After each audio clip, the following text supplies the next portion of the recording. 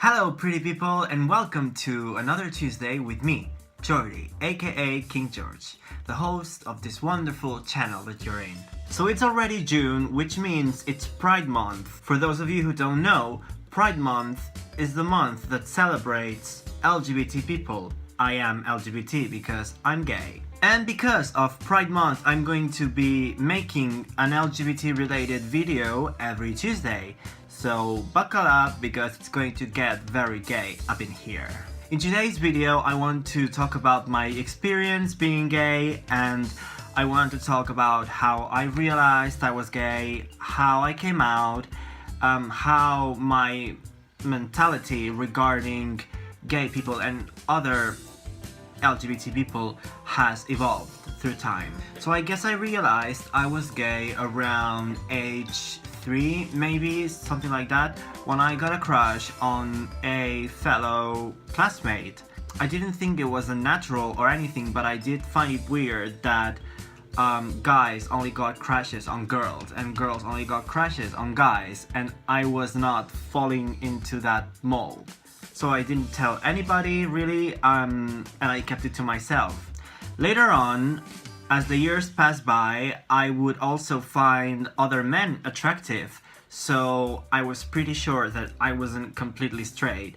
But for a really long time, I actually denied it to myself, and so it wasn't until I was about 12 or 13 that I started, believing I was gay, and I started telling a few people. Of course, I grew up being very feminine, and so people already suspected something, but I was trying to, hide it as well as I could, but I didn't do a great job at all. So yeah, fast forward to when I was 16? Was I 16 or was I... Okay, basically it was in 2009, so I guess it must have been when I was 15. Yes, I was 15, and I had to come out to my parents because basically some people were blackmailing me, and well, here's the full story. I think I've explained this before in this channel, but it was so long ago that I'm just going to tell it again. Basically, my class and I went on a school trip to Italy to celebrate that we finished the sort of what's it called? Basically, we finished high school, right? And so you go on a trip with the whole class. That's what it is. Sorry, it was so hard to explain. Okay. So what happened was I actually made out with a guy at a discotheque that we went to.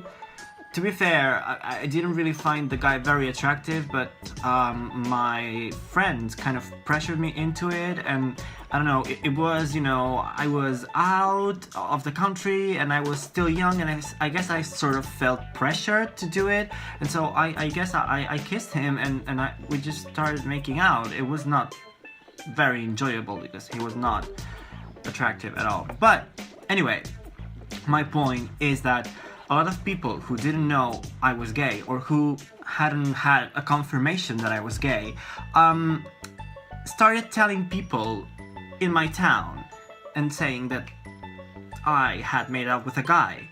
Okay, so the twist is, my father was a teacher at my high school, so he didn't know, and people were sort of threatening to tell him. So I kind of had to, come out to my parents when I got home, because I wanted them to know from me and not from somebody else. But it went really well. They didn't make a big deal out of it, and they said they already suspected it. They already knew, and they already knew, because it was pretty obvious, to be fair. But before coming out, I kept it as a secret for a really long time, and it was very paranoid. I had to hide anything that I looked up, and I had to like isolate myself a bit. So for example, that's one of the reasons why for a really long time I didn't have a very tight relationship with my sister, or even with my parents, because I just shut them out, because it was a secret that I wanted to keep to myself, and I didn't want to involve them at all. But yeah, that's how it went. After coming out, I got more and more comfortable with it.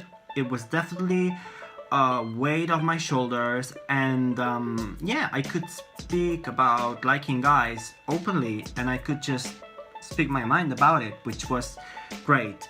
Over time, I have evolved a lot regarding my views on the LGBT community. I, for example, didn't understand what trans people were back then, and now I have a much better understanding. I have trans friends, I have lesbian friends, I have bisexual friends. Basically, what I'm trying to say is that when you're gay, and you're a bit open-minded too, because there are so many gay people who are not open-minded and, still remain bigoted people. But in my case, I think from being gay, I learned a lot about other sexual orientations, and I learned a lot about non-cisgender people, which is something I actually really like about being gay. It's that because you have lived this experience, because you are like this, because you are not what's considered default in a heteronormative world, you actually learn a lot about compassion.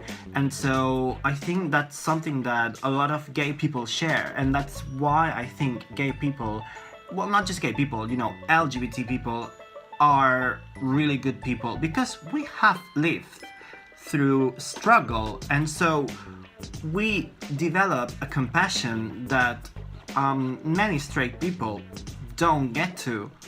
So for a long time, I thought, for example, that stereotypes about gay people were harmful, and I guess to a point they are, but we also should remind ourselves that stereotypes are there for a reason, and it's because these people exist, and it's okay to be like that. I used to sort of avoid meeting very feminine guys or people who fit into the stereotype perfectly, but to be fair, with the years I learned to embrace that, and I learned to, if I fit into some elements of the stereotype, well, why not? Why not? I mean, I'm not going to deny that part of myself just because other people think that it's typical. I mean, I don't know, straight guys don't quit playing football just because it fits the stereotype of a straight guy. So why should I stop, I don't know, watching drag queens or listening to pop music just because I'm gay? It doesn't harm anybody. It's other people who have to learn to accept it and know that even though it's a true stereotype, many gay people like drag queens and listen to pop music, but that's not always the case.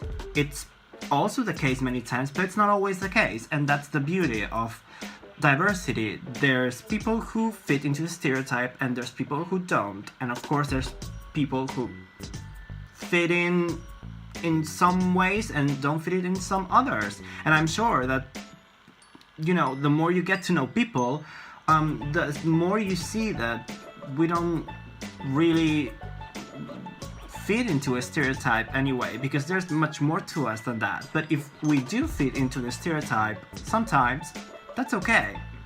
Anyway, moving on. Afterwards, I guess over time I just learned to accept myself as gay, as not just a gay person, but also as somebody who is part of gay culture, because something about being gay that I think people don't talk about enough is that, yes, the one trait that all gay people share is that they like the same, they like people of the same gender, whether it's, romantically or sexually. But we also share a culture. That's something that people don't really discuss ever, and it's true. It's not just that we are not straight. It's that, you know, because of our history of oppression, we developed an alternative culture. So, for example, that culture involves drag queens, or it involves you know, coming out. Coming out isn't really a thing, it's a cultural thing, and it stems out of heteronormativity. You don't have to come out. Straight people don't have to come out because they consider, you know, in our culture, they are considered the default. So coming out should be something that you do to help yourself. If you're not in a safe environment, you shouldn't come out because it's not safe for you. If it's going to make your life easier in some way, I mean, do it, but it's not necessary. It's not something you must do, right? So I guess that's what I mean.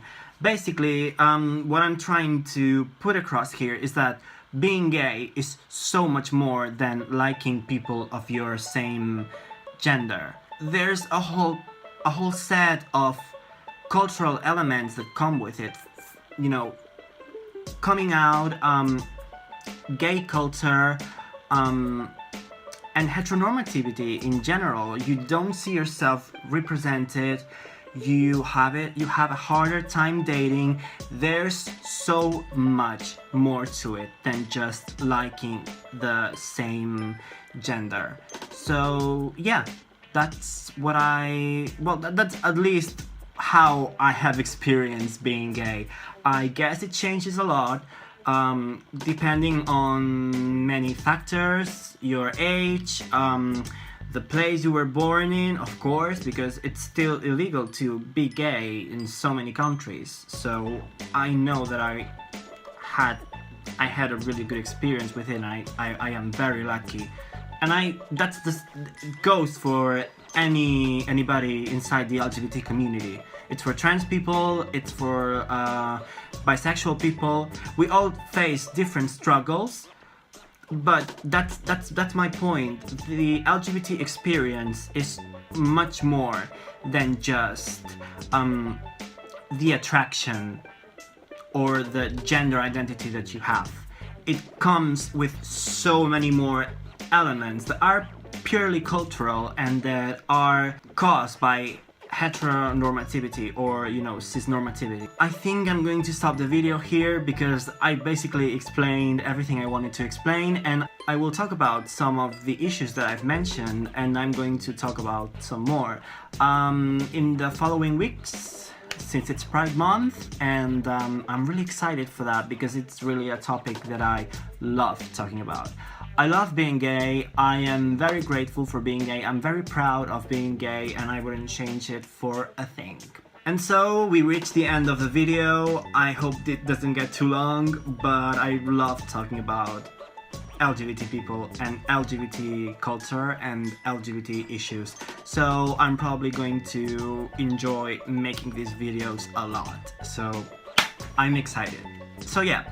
Just wanted to remind you guys to give this video a like, subscribe if you're new to my channel. I post videos on Tuesdays and I post music covers on Fridays. If you are LGBT, tell me in the comments about your experience being LGBT, and I will see you guys on Friday with a brand new cover.